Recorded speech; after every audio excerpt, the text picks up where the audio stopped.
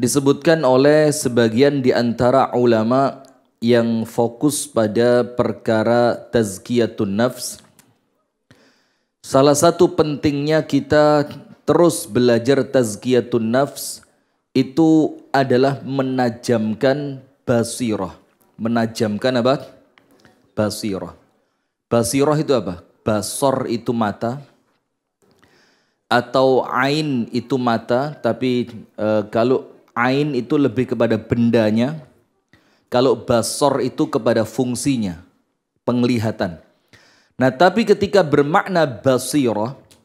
Basirah itu adalah kekuatan pandangan. Yang dengan pandangan itu kita melihat kejadian apapun tajam. Jadi kalau menjadi orang yang menghadapi suatu fenomena tertentu, dia insya Allah lebih hati-hati, pandangannya lebih tajam, dan pandangannya lebih jauh dibanding orang yang tidak pernah ngaji. Sehingga itulah para ulama dari zaman ke zaman, itu orang yang hidupnya paling tenang, hidupnya paling nyaman, dan sikap mereka jarang di kemudian hari memunculkan penyesalan. Jarang. Kenapa?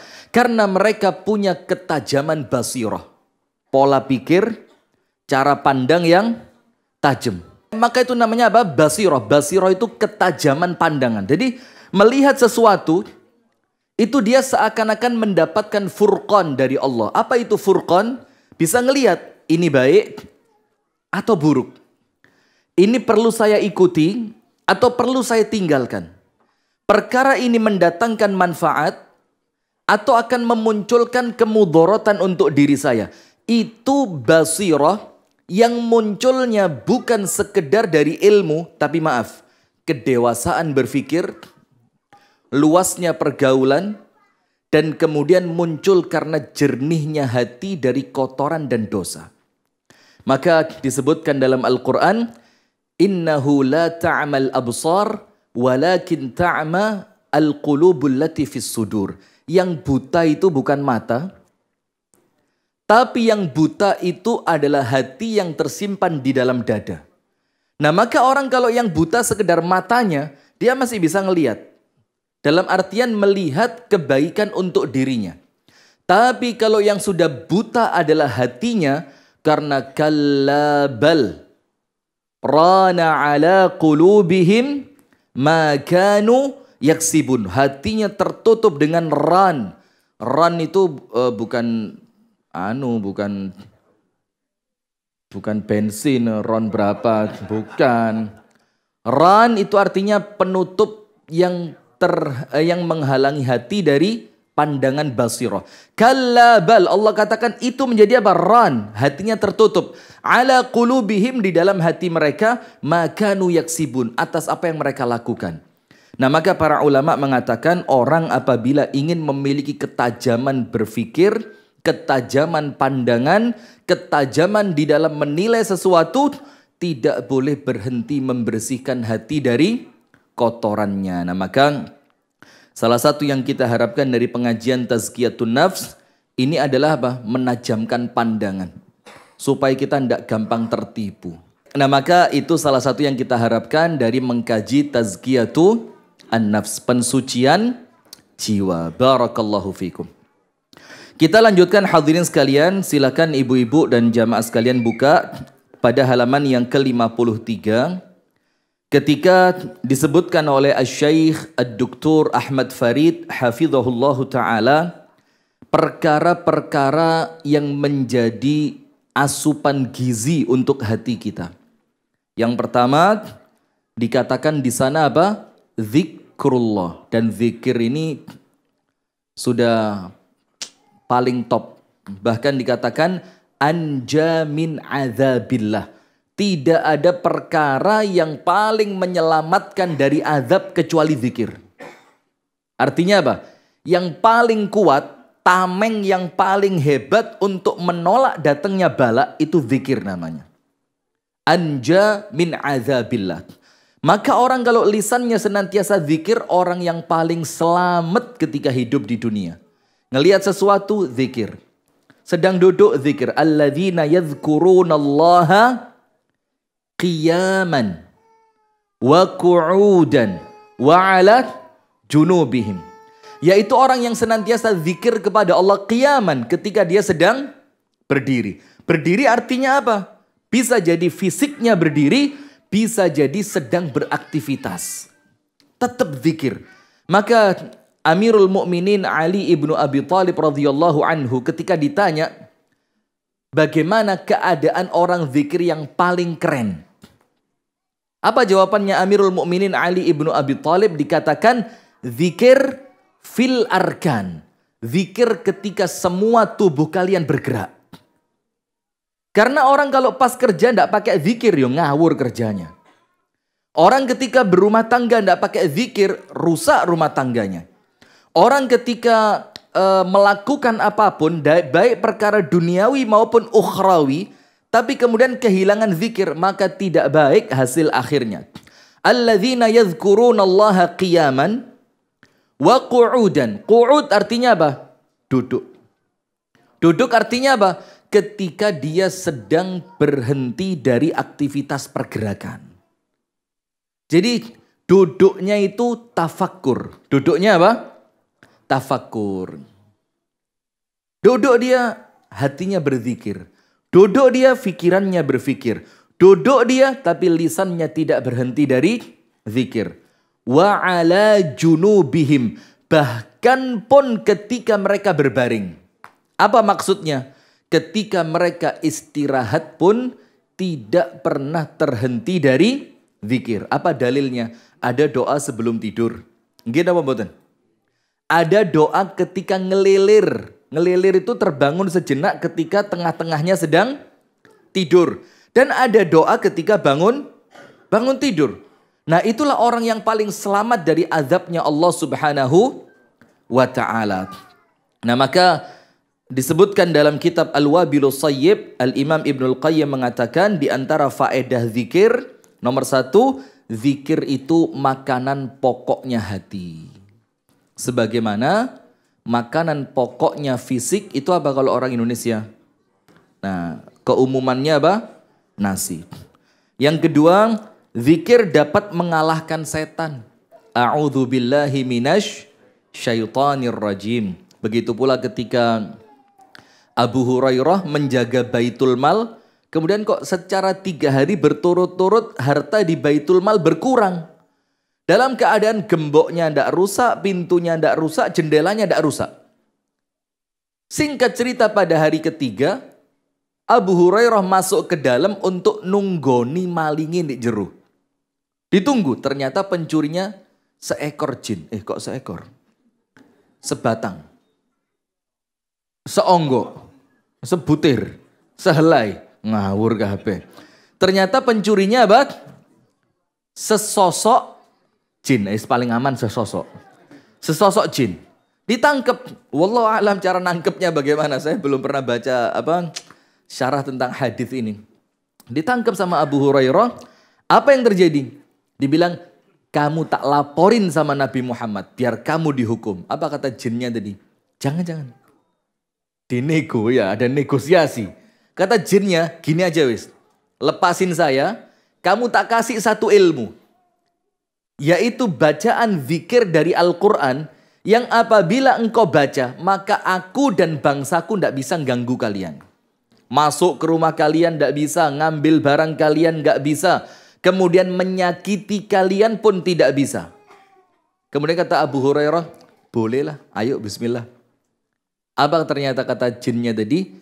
Ucapkan Allahu la ilaha illa huwal hayyul qayyum, yaitu ayat kursi. Ada yang tanya, loh Ustaz, itu jinnya baca ayat kursi kok enggak kobong? Ini saya juga enggak ngerti, jangan tanya sudah. Ya, karena ini prosesnya proses belajar mengajar ini. Nah, sudah akhirnya apa yang terjadi? Oleh jin tadi diberitahu ayat kursi yang akan menyelamatkan mereka manusia dari bangsa jin. Besok harinya dilaporin sama Nabi Muhammad. Kata Abu Hurairah, tadi malam saya nangkep jin begini singkat cerita saya tangkap, tapi minta dilepas dengan syarat saya diajarin satu zikir Al-Quran yang menyelamatkan dari bangsa mereka. Apa kata Rasulullah yang diajarkan kepadamu? Aku diajari untuk membaca ayat kursi. Apa kata Nabi Muhammad SAW? Sadaqaka wa huwa kadzub. Kali ini dia ngomong benar, padahal biasanya pembohong. Jadi kata Nabi Muhammad apa? Kali ini sadaqaka, dia mengatakan kebenaran untukmu. Wa huwa, dalam keadaan kebiasaannya dia kadzub. Kadzub itu apa? Bukan kadzab lagi udah. Kadzub itu bohong dengan mubalaghah. Jadi lebih banyak bohongnya dibanding ngomongnya. Nah, maka zikir dapat menyelamatkan. Yang ketiga, zikir mendatangkan ridho dari Allah. Kalimatan, ada dua kalimat, ringan di lisan, berat di timbangan, dicintai oleh Allah yang Maha Rahman. Subhanallahi wa bihamdihi, subhanallahil azim. Zikir dapat menghilangkan duka cita. Orang lek sumpek-sumpek, sedih, galau, ndak tahu di kamar ndak enak, keluar ke depan risau, mau jalan sama temen nampaknya yo ndak nyaman, bingung gitu. Susah juga orang kalau sudah sumpek itu susah. Maka apa obatnya? Zikir. Zikir dapat menyinari hati dan wajah, memberikan wibawa, kenikmatan, keceriaan bagi orang yang melakukannya. Jadi Allah jadikan kehidupannya itu penuh warna. Bukan warna pelangi tapi ya. Penuh apa? Penuh warna, senantiasa ceria, menyenangkan, bahagia. Kemudian Allah juga akan mengingat hamba yang mengingatnya. Ini oleh Allah dibalas al-jaza'u min jinsil amal. Apa yang kamu amalkan sesuai dengan balasan yang akan kamu dapatkan. Jadi kalau kamu mengingat Allah, Allah akan apa? Mengingatmu. Dan ingat, Allah kalau ingat kepada kita, ingatnya bukan sekedar ingat. Tapi apa? Mengingat Anda dengan pertolongannya, mengingat Anda dengan rahmatnya, mengingat Anda dengan keberkahannya, mengingat Anda dengan ampunannya, mengingat Anda dengan memberikan kemudahannya. Jadi bukan seperti saya ingat Pak Desol atau saya ingat Pak Imam atau yang lain lah. Tapi ketika Allah ingat kepada kita, itu maka Allah curahkan rahmat, maghfirah, pertolongan, kebahagiaan, semuanya Allah berikan kepada orang yang senantiasa diingat oleh Allah. Maka ayatnya berbunyi Al-Baqarah 152, fadhkuruni azkurkum. Ini langsung. Ingatlah kalian kepadaku, langsung aku ingat kepada kalian, kata Allah. Washkuruli wala takfurun. Dan bersyukurlah kalian dan janganlah kalian melakukan kekufuran. Meski zikir terbilang ibadah yang mudah, namun balasan dan keutamaannya tidak sama dengan amalan yang lain. Masih ingat, saya bacakan kemarin satu hadis. Ala ukhbirukum bi khairi a'malikum. Amalan yang terbaik.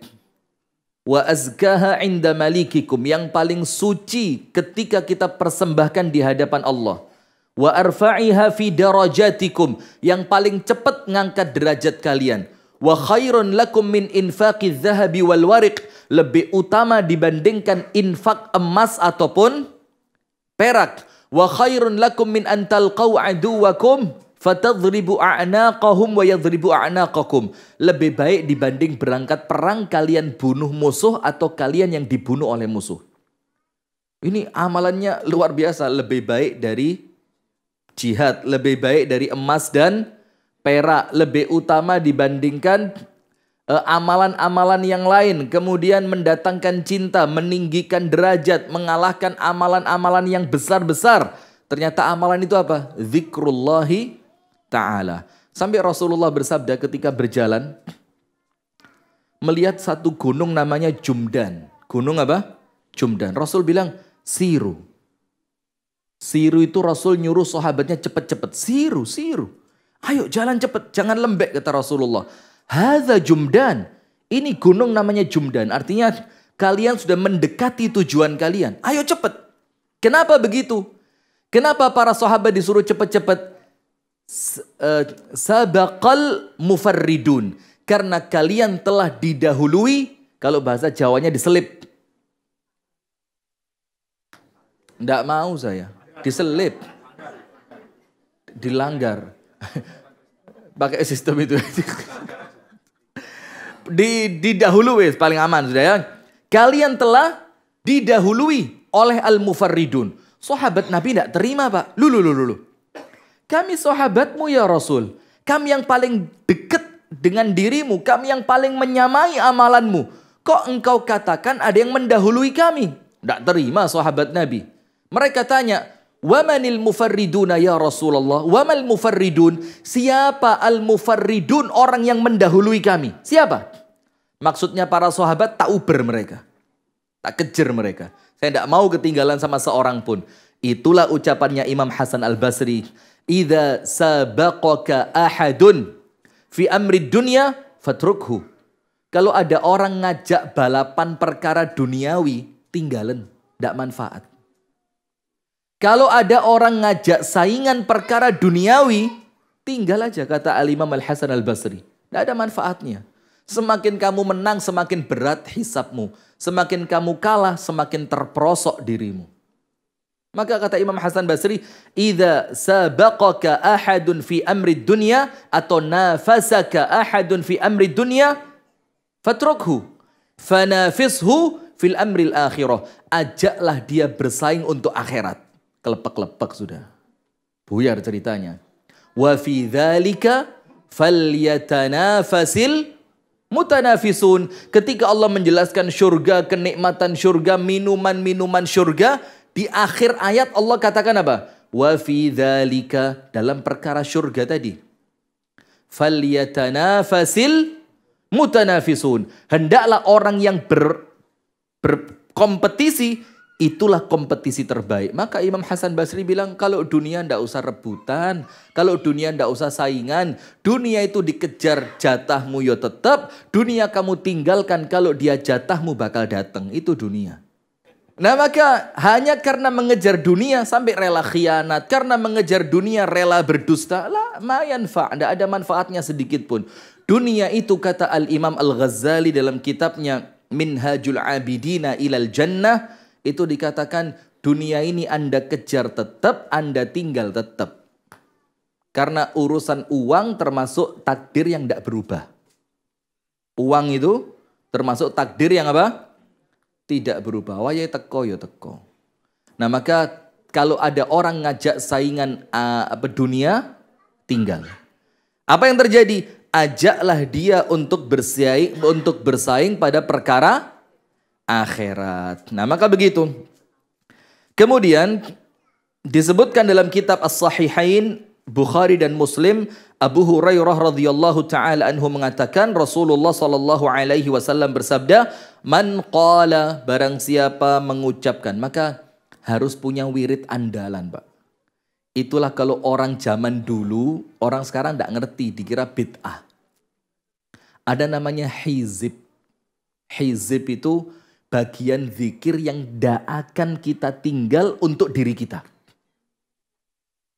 Terserah mau sibuk, mau sakit, mau repot, mau tidak repot, mau sedang olahraga, mau rekreasi, mau di rumah, mau kerja, hizibnya jangan ditinggal. Dan hizib itu terbagi dua. Hizib minal Quran wa hizib minal azkar. Al-Quran apa yang harus Anda baca. Dan kemungkinannya dua. Entah sekedar jumlah ayat atau jumlah lembar. Atau yang kedua, apa itu? Surat tertentu yang Anda suka baca. Jadi Anda pilih di antara dua ini. Misalkan Anda bikin hizib harian Anda, wirid harian Anda dari Quran. Itu bukan surat tertentu atau ayat tertentu. Tapi lembar tertentu. Sekian lembar, sekian ayat, sekian, misalkan sekian waktu. Ngerti enggak? Sekian waktu itu artinya tidak tergantung lembarnya. Tapi pokok saya sebelum berangkat kerja wajib ngaji 5 menit misalkan, itu namanya wirid harian. Atau boleh jadi dengan apa? Dengan surat tertentu. Saya pokok seneng surat ini. Dan itu boleh. Salah seorang sahabat Nabi ngimami sholat. Setiap memulai sholat, itu setelah Al-Fatihah, diawali Al-Ikhlas dulu baru surat yang lain. Jamaahnya protes, pilih salah satu. Al-Ikhlas saja, surat-surat saja. Kamu nyampur. Mulakhbat hadha. Kamu campur ini. Kamu pilih salah satu. Kata imamnya apa? Ya terserah saya imamnya kok. Loh. Jadi tidak usah nanggepin ruwet-ruwet. Akhirnya jamaahnya tadi ngerti. Tidak ada imam yang lebih baik dibanding dia di tempat kami. Lah kalau dia porek, tidak ada imamnya nanti. Terus bagaimana? Dilaporkan sama Nabi Muhammad. Dibilang imam di tempat kami, bacaan suratnya itu rodok nyeleneh. Bagaimana itu? Kalau umumnya orang, pilih salah satu. Ini dicampur. Al-Ikhlas dulu, baru kemudian baca surat. Rokaat kedua begitu lagi. Al-Ikhlas dulu, baru kemudian baca surat. Maka Rasul tolong diberitahu, dipanggil sama Rasulullah, ditanya, datang kabar kepada saya begini dan begitu. Dia bilang, iya memang. Rasul bilang, ma hamalaka ala dzalik? Kenapa kamu baca Al-Ikhlas terus? Dibilang apa? Surat Al-Ikhlas ini surat yang saya cintai. Karena mengandung sifat-sifat Allah yang Maha Rahman. Qul huwallahu ahad, Allahus samad, lam yalid walam yulad walam yakul lahu kufuwan ahad. Semuanya berbicara tentang Allah. Maka saya senang. Maka kata Rasulullah, hubbuka iyyaha ja'alallah yuhibbuk. Kecintaanmu pada suratul Ikhlas menjadikan kamu dicintai oleh Allah. Dibolehkan sama Nabi Muhammad pilih surat yang sesuai yang kita condong. Kayak suka saya sama surat ini kayak enak gitu, dibacanya kayak nyaman, kayak masuk ke dalam. Itu wirid harian minal Quran. Yang kedua, wa minal azkar. Dari apa? Zikir. Dari zikir. Kalau zikir itu Al-Quran termasuk zikir. Tapi yang dimaksudkan apa? Zikir dari hadis Rasulullah Muhammad sallallahu alaihi wasallam. Nah, maka itu dibaca. Maka salah satu yang Rasul sabdakan adalah zikir apa? La ilaha illallah wahdahu la syarika lah. Lahul mulku wa lahul hamdu wa huwa ala kulli syai'in qadir. Ini kan umum ini kan? Apal semua kan? La ilaha illallah wahdahu la syarikalah, lahul mulku wa lahul hamdu wa huwa ala kulli syai'in qadir. Apa artinya?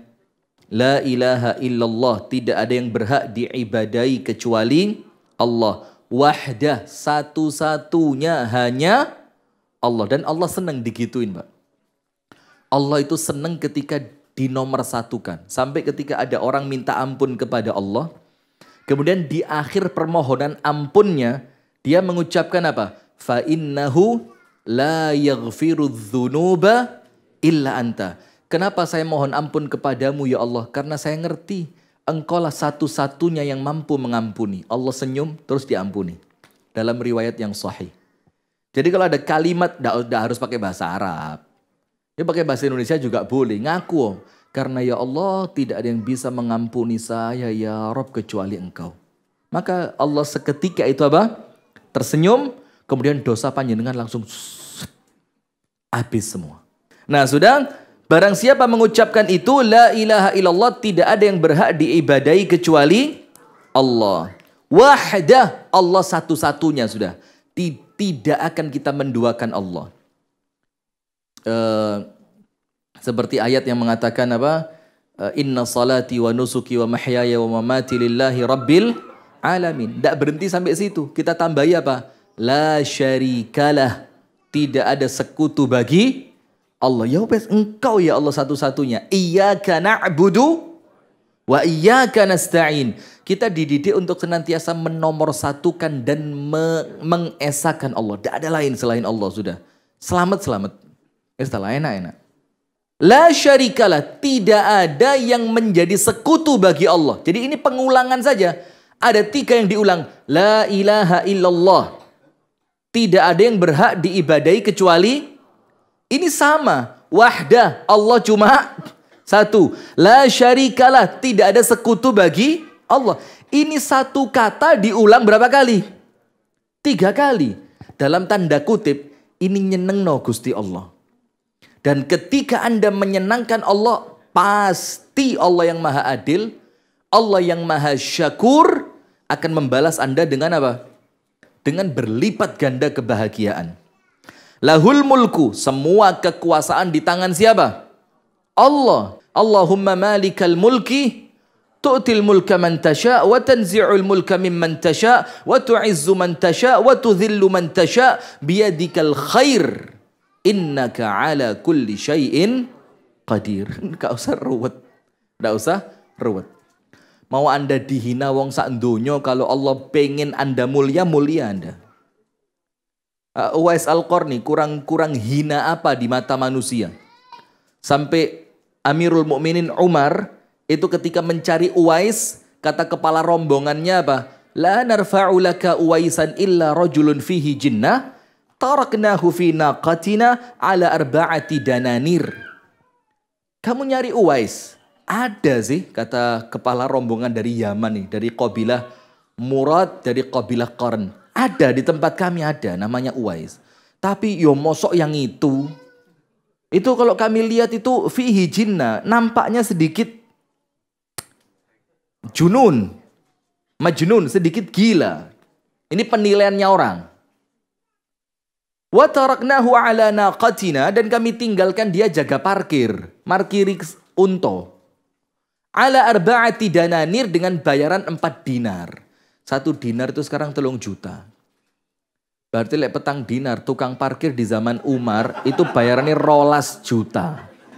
Bukan 1 bulan, sekali. Maka kalaupun Anda jadi tukang parkir, miliar di zamannya Umar saja. Soge, asli soge. Tapi ya subhanallah, zaman sudah berubah ya. Sudah? Maka di mata manusia tidak dilihat. Tapi ketika Allah ingin memuliakan, sampai yang titip pesan Nabi Muhammad, Umar, dinasihati semuanya, Abu Bakar, Umar, nanti kalau kamu ketemu seorang laki-laki namanya Uwais, dari Yaman, dari kabilah Qarn, dari kabilah Murad, mintalah kepadanya untuk memohonkan ampun kepadamu, untukmu kepada Allah. Padahal kalau ngomong mulia Pak, nun sewu nggih. Dalam akidah Ahlussunnah wal Jamaah, sahabat itu lebih mulia dibanding tabi'in. Nggih napa nggih? Ini tabi'in disuruh mendoakan sahabat. Seakan-akan sahabat kalah manjur doanya dibanding tabi'in. Karena apa? Allah sudah ingin memuliakan. Nah sudah. Lahul mulku wa lahul hamdu. Segala kerajaan milik Allah. Dan segala pujian untuk Allah. Wa huwa ala kulli syai'in qadir. Sakjane Pak. Pucuk etok. Nggak boleh bahasa Jawa, bahasa Indonesia. Saya dimarahi sama Abu Shanum. Ngetoke angel tat. Loh kan yang ngetok ente bukan anak. Kalau ente yang susah jangan curhat ke saya dong. Curhatnya hanya kepada Allah. Ibu-ibu sekarang begitu lebay. Curhatnya hanya kepada Allah tapi ditulis di status. Apa ini?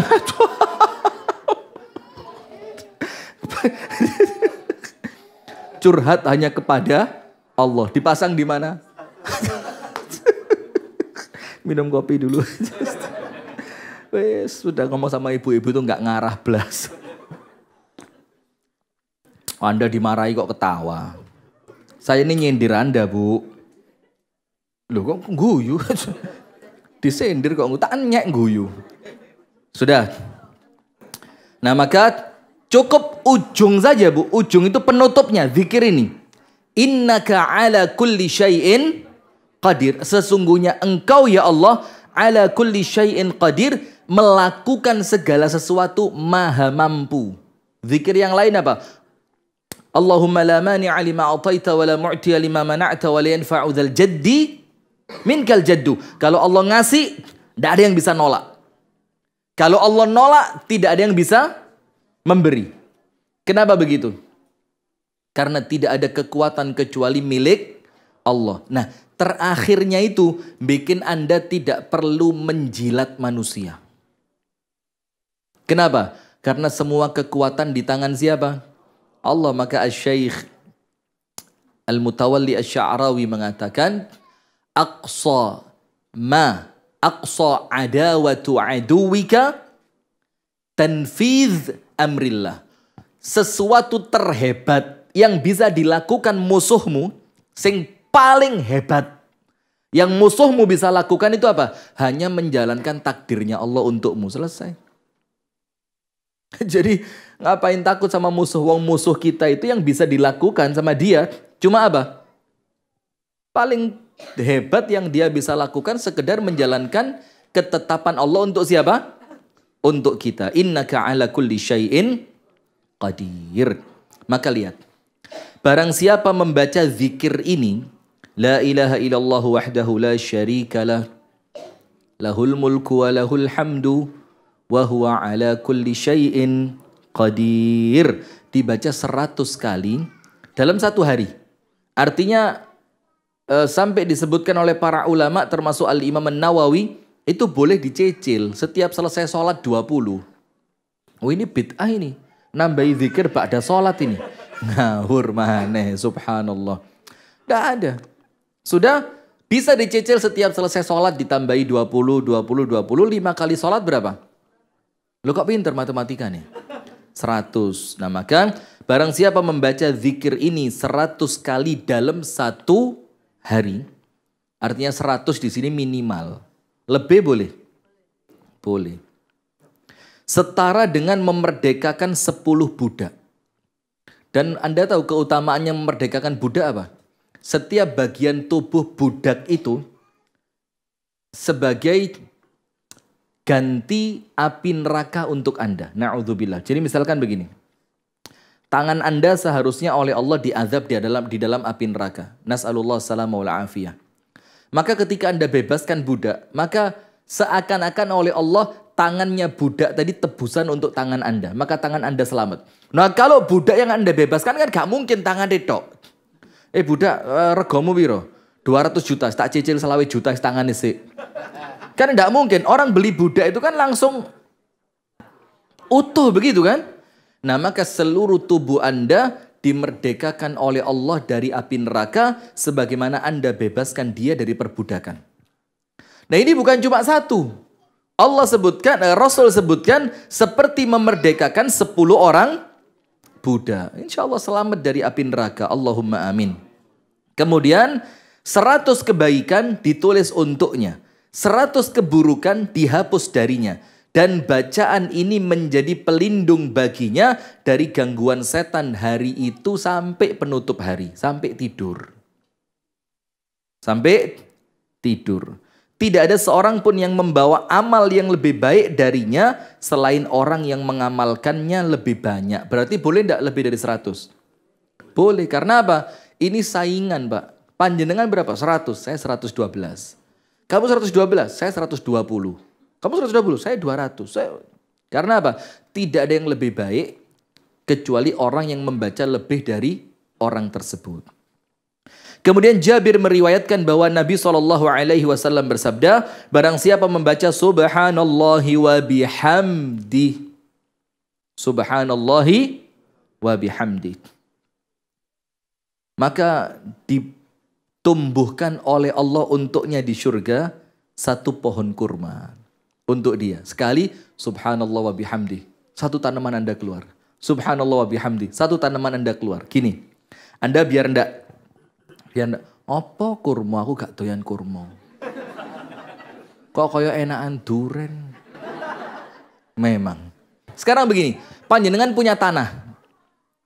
Tanah itu nilainya akan bertambah kalau di dalam tanah pelataran Anda itu ada pohon jatinya. Iya apa enggak?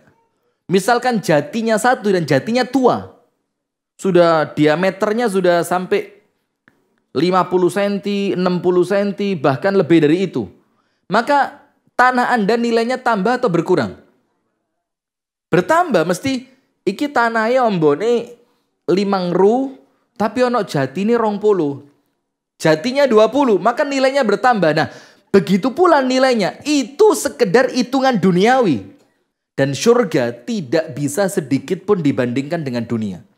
Jauh lebih baik, lebih tinggi, lebih mulia, lebih hebat. Nah maka gambarannya itu sudah. Kalau Anda membaca subhanallah wa bihamdi sekali, tiba-tiba tanah Anda itu morok-morok metu durene sing wis siap panen. Semakin kalau bahasa hadisnya kurma, sama seperti ketika bahasa Al-Quran menceritakan tentang surga itu kan mengalir di bawahnya sungai-sungai, kemudian ada tanaman-tanaman yang buahnya mendekat kepada kita. Kata orang Jawa, pengen Roma kayak ngono, masuk surga ngono maneh. Nah kalau orang desa mikirnya apa? Surga itu ya mall yang tinggi. Nah kenapa dengan bahasa seperti itu? Karena yang waktu itu diajak berbicara orang-orang gurun pasir, orang-orang yang tidak pernah ngelihat ijo-ijoan yang keren. Nah, intinya surga itu paling menarik untuk manusia wes dengan apapun gambarannya. Karena apa? Mala ainun ra'at wala udhunun sami'at wala khatara ala qalbi bashar. Itu surga.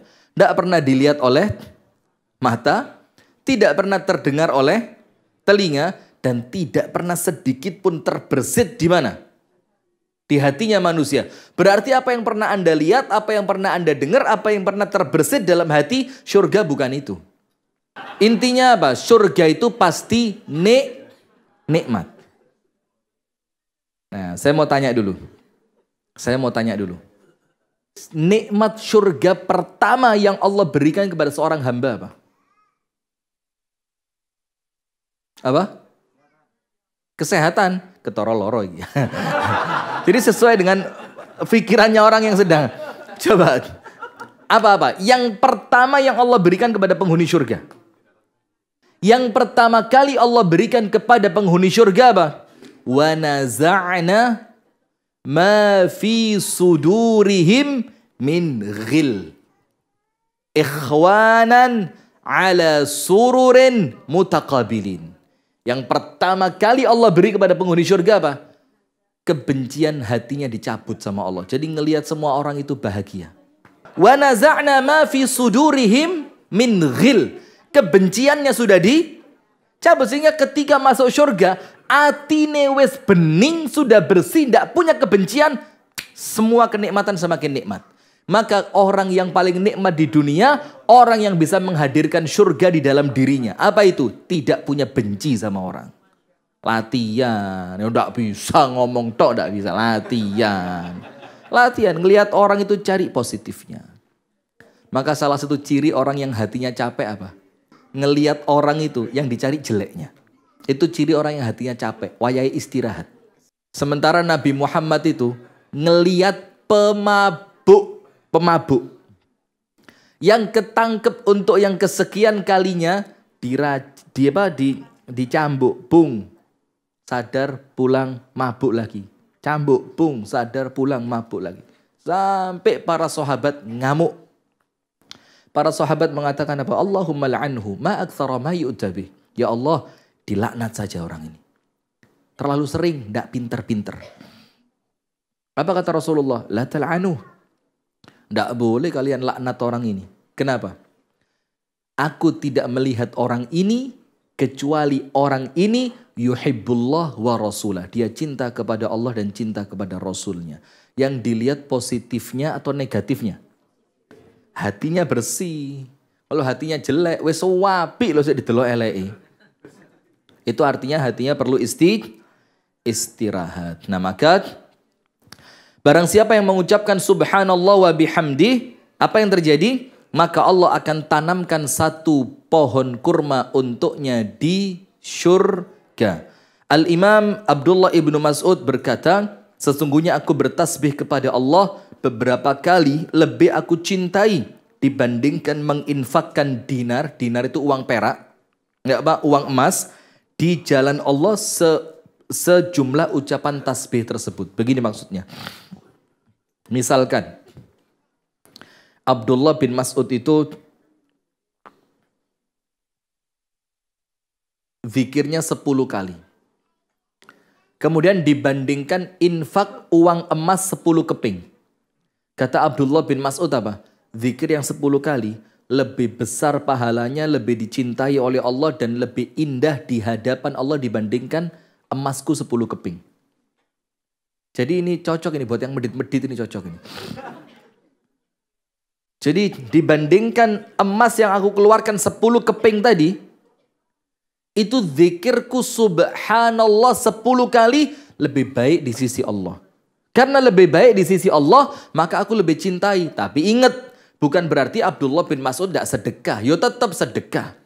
Tapi kemudian dibandingkan semua ibadah-ibadah yang dia lakukan, dia lebih mencintai bertasbih kepada Allah Subhanahu wa ta'ala. Sekarang berikutnya halaman 56.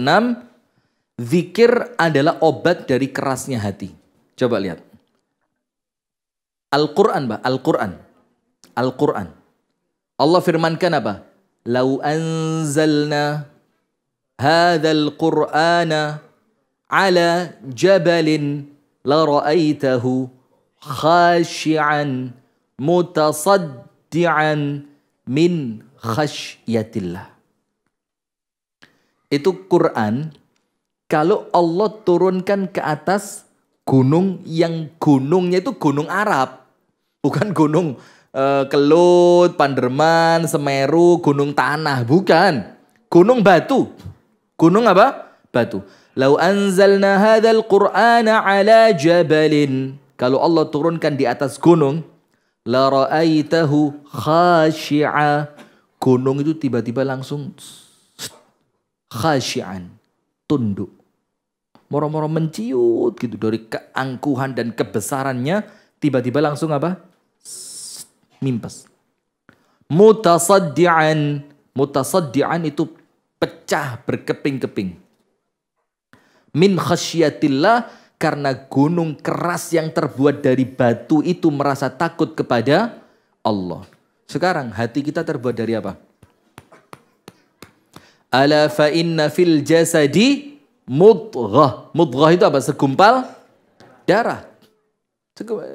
Darah. Satu darah ya. Itu mosok kalau kena Quran tidak bisa tunduk.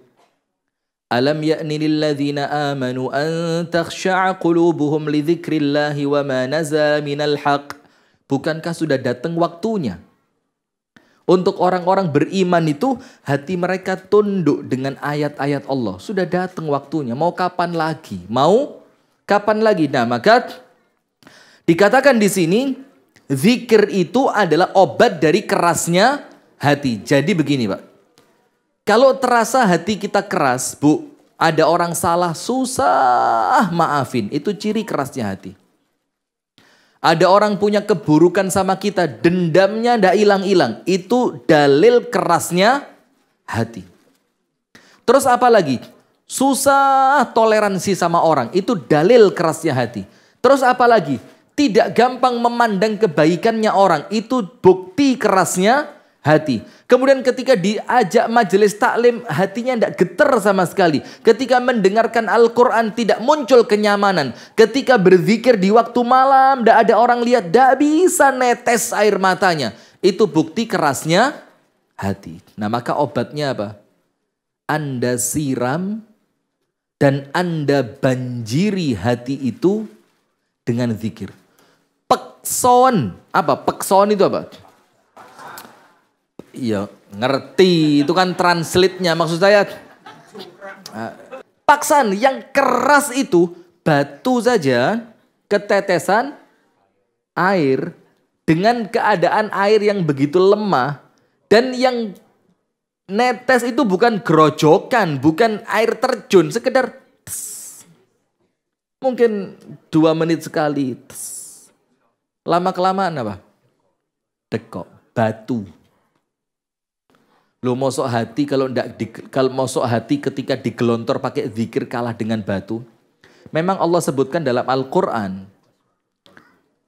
Qaswatul qalb. Qaswah itu membatu. Wahiyya kal hijarati au asyaddu qaswah. Bahkan Allah ibaratkan seperti batu, bahkan lebih keras dibanding batu. Tapi kalau kena zikir, ingat. Zikir pawangnya hati yang keras. Maka paksa. Zikirin paksa. Wes, kalau perlu pegangan tasbih. Supaya tergerak terus untuk apa? Zikir. Ustadz nanti iri, nanti sombong, riya. Riya itu urusannya Anda dengan Allah, bukan urusannya manusia. Biarin manusia mengatakan Anda riya. Kalau Anda tidak riya, bukan urusan Anda sudah. Betul apa enggak? Begitu pula sebaliknya, ketika Anda begitu nampak ikhlas, ternyata Allah anggap Anda tidak ikhlas. Ya itu urusannya Allah juga dengan Anda. Maka pakai aja sudah, kalau perlu. Beda sama ulama zaman dulu Pak, ngelihat tembok nampak subhanallah, ngelihat gunung nampak masya Allah, ngelihat itu otomatis tilqaiyan, automatically itu keluar. Kalau kita sekarang kadang-kadang perlu apa ya, pengingat. Ya mungkin pakai butiran tasbih, mungkin pakai apalah sesuatu yang bikin Anda senantiasa apa? Ingat, karena hati kalau sudah keras ini ngalah-ngalai kanker stadium 4. Loh iya. Kenapa? Na'udzubillah, azanallahu wa iyyakum. Semoga Allah berikan kesembuhan dan keselamatan buat kita semua. Allahumma amin. Begini, kanker stadium 4 paling parah wafat. Dan orang yang wafat dengan kanker stadium 4 kemungkinan besar dosanya sama Allah diampuni karena penyakitnya tadi. Karena apa? Penyakitnya. Tapi kalau kerasnya hati itu ketika sampai dia mati, setelah fisiknya pun mati, itu penyakitnya kebawa sampai kuburan. Kalau orang kena kanker di kuburan istirahat dia. Tapi kalau sakitnya sakit hati, sampai kuburan penyakitnya kebawa. Itulah kenapa para ulama mengatakan, kan ada hadis bahwasannya musibah itu menghapuskan dosa. Sekarang muncul pertanyaan begini. Musibah itu mendatangkan ampunan dan pahala dari Allah. Musibah mendatangkan pahala, itu dulu. Musibah mendatangkan apa? Pahala. Maka doanya apa? Allahumma jurni fi musibati. Ya Allah, berikan pahala kepadaku atas musibah yang menimpa.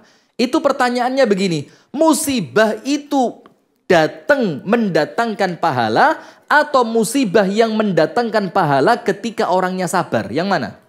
Apakah sekedar dapat musibah, sabar tidak sabar pasti dapat pahala, ataukah musibah datang disabari dulu baru sabarnya karena pahala? Baru pahalanya karena sabar. Yang mana? Sebagian ulama mengatakan ibrohnya sabar. Sebagian. Tapi Anda cek dalam kitabnya Al-Imam Ibnu Hajar Al-Asqalani Fathul Bari, justru mayoritas ulama mengatakan apa? Musibah itu bikin orang dapat pahala. Sabar double pahalanya. Paham enggak? Jadi musibah itu, Anda sabar ataupun tidak, itu sudah dapat pahala tersendiri. Ketika Anda mampu sabar, pahalanya berapa? Double.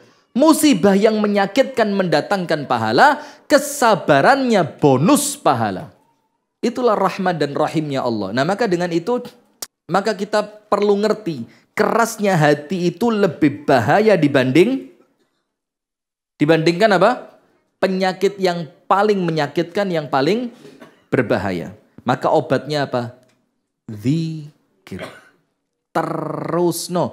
Ustadz sudah sebulan ndak lembut-lembut. Terus. Lewong orang sakit kronis saja penyembuhannya sebulan lebih. Bahkan minum obatnya tiap malam sebelum tidur. Kenapa? Karena kita tahu pengobatannya tidak instan. Pengobatannya perlu waktu, perlu proses. Dan terkadang prosesnya itu menyakitkan. Iya apa enggak? Orang kalau pijet saraf, jerit enggak? Ustadz saya sudah, zikirnya ini sudah sebulan, 6 bulan, 10 bulan. Berarti kerasnya hatimu sudah keterlaluan.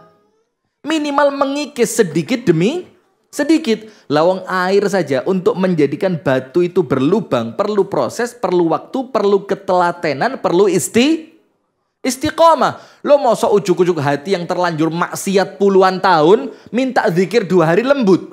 Ya mbok yang tahu diri lah. Maksiatnya terlanjur apa? Mengakar.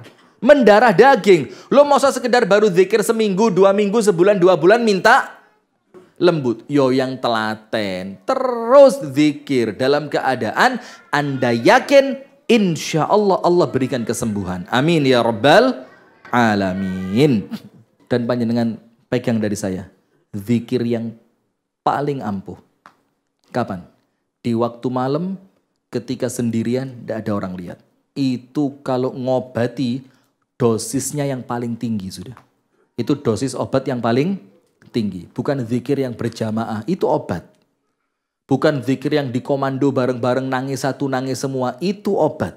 Tapi kalau panjenengan mau yang dosisnya paling tinggi, yang paling pleng, yang paling makjeleb, zikrun fi jawfil lail la yaraka ahad.